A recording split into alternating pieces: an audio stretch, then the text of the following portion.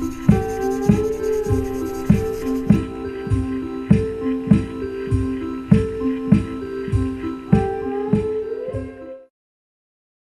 buenas.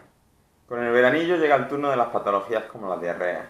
En este video tutorial hablaremos sobre la diarrea aguda, que es una patología que tiende actualmente a infravalorarse, pero que en términos generales se considera la segunda causa de morbimortalidad a nivel mundial. Y aunque en los países industrializados, pues bueno, son relativamente pocos los pacientes que mueren por diarrea, en otros países o en otras poblaciones más vulnerables, la verdad que es una causa bastante importante. Bien, antes de nada estaremos por explicar qué es la diarrea. La diarrea se define como el aumento del volumen o de la frecuencia del hábito intestinal, que es más de 3 veces al día, que se acompaña además de una disminución de la consistencia de las heces.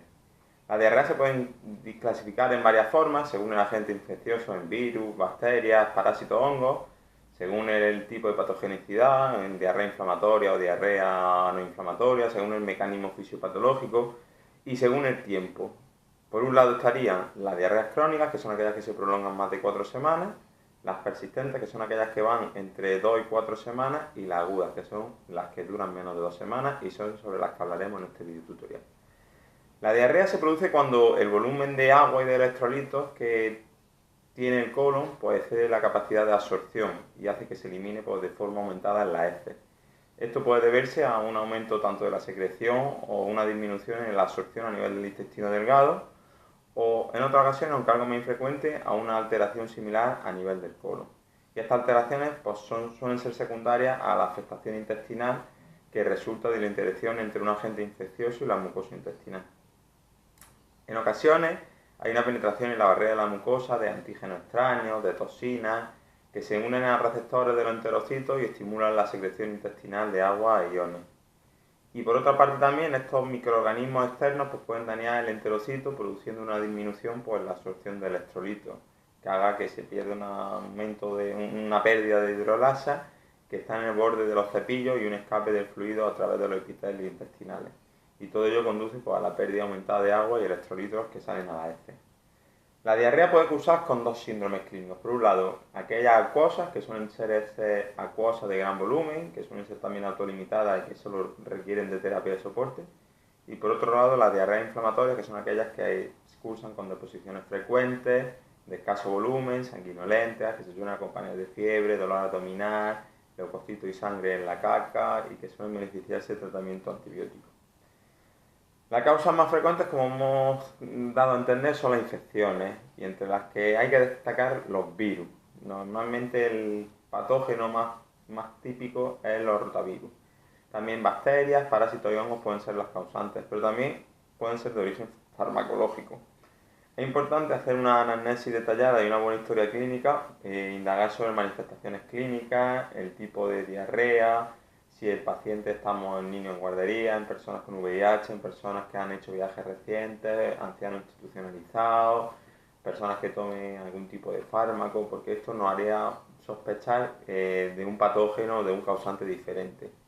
En la clínica, sobre todo, lo que hay que tener en cuenta es evitar la deshidratación, y la deshidratación ocurre, sobre todo hay que buscar cuando exista sequedad de piel o de mucosas, con una boca seca, un ojo hundido, intranquilidad, irritabilidad, pipí escaso, que la orina esté concentrada y oscura, que la frecuencia cardíaca vaya por encima de 90 latidos por minuto, o que exista un predominio de hipotensión cuando estamos acostados.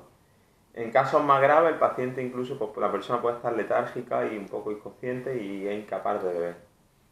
Según la gravedad, pues se establecen una serie de pautas de adaptaciones, ¿no? Así se puede clasificar la diarrea en aquella leve, en la que el número de posiciones suele ser menor de 8 y hay un escaso dolor abdominal y no hay signos de deshidratación y la temperatura suele ser por debajo de 38, y aquella en la que la gravedad se considera moderada o grave, la que la duración ya excede los 5 días, la temperatura es por encima de 38,5, hay sangre en las deposiciones, deshidratación, personas mayores de 80 años, un dolor abdominal muy intenso. Y también existe una serie de factores pues, dependientes de la persona que nos hacen ponernos en la pista. Personas inmunodeprimidas, personas con enfermedades de colon, operaciones recientes, enfermedades crónicas como enfermedades hepáticas, renales o insuficiencia cardíaca, respiratorias, pues nos pondrían en la pista de que esas personas se pueden complicar. Para el diagnóstico, la historia clínica suele ser fundamental. Hay que tener en cuenta que en el 90% de las ocasiones estas diarreas son autolimitadas y no precisan ninguna prueba complementaria. Pero hay ocasiones en las que, como hemos dicho antes, factores dependientes de huéspedes que no hacen que moderadas, graves, de gravedad, la edad, inmunodepresión y demás, o la toma de antibióticos que nos hagan pensar en un tipo de patógeno, o alimentos ingeridos que nos hagan pensar, por ejemplo, el marisco, nos sospecha que se ha infectado por vibrio, arroz frito por Bacillus cereus. Y en pacientes hemolizados, hospitalizados o con diarrea moderada grave o que no responden a las medidas de soporte generales, sí estaría indicado hacer una analítica general con un hemograma, bioquímica y en todo caso una gasometría para descartar una acidosis. Además también el coprocultivo, si existe fiebre o los casos son moderados, también podría ser indicado, aunque solo el 10% de los coprocultivos positiviza. Y de esta positivización, la salmonela suele estar en el 55% de los casos y el campylobacter se aísla en el 35%. Como hemos dicho, en las personas hospitalizadas y también que hayan tomado un antibiótico previamente, pues habría que detectar también la presencia posible de toxina de Clostridium difficile en heces. Y una radiografía de abdomen pues, podría ser de utilidad cuando la exploración pues, existieran signos de irritación peritoneal, un dolor muy intenso con la idea de descartar o una perforación o un megacono. Si a pesar de todo lo anterior y de un tratamiento sintomático correcto la diarrea persiste, pues estaría indicado hacer o bien una analítica general más completa, incluyendo PCR, perfil hepático, eje tiroideo, un estudio de parásitos en heces o incluso pruebas endoscopias como una rectosimoidoscopia, que suele ser lo que más se necesite sin llegar a una colonoscopia. El tratamiento, la base y el objetivo sería reponer los líquidos y los electrolitos que se pierden con la diarrea. En la medida que se pueda, se suele preferir la vía oral, aunque en situaciones graves pues, se precisará de una fluidoterapia intravenosa. En los pacientes que presentan vómitos persistentes se intentará un tratamiento previo con antieméticos por vía oral, rectal, intramuscular, como por ejemplo la metoclopramida. Existe una opción casera que sería la limonada alcalina, que se puede hacer diluyendo 1 litro de agua, 2 cucharadas soperas de azúcar, una punta de cuchillo de sal, una punta de cuchillo de bicarbonato y el zumo de 2 limones. Aunque siempre en la medida que se puede, eso en los casos leves. En los casos leves también, pues medidas isotónicas comerciales podrían ser suficientes.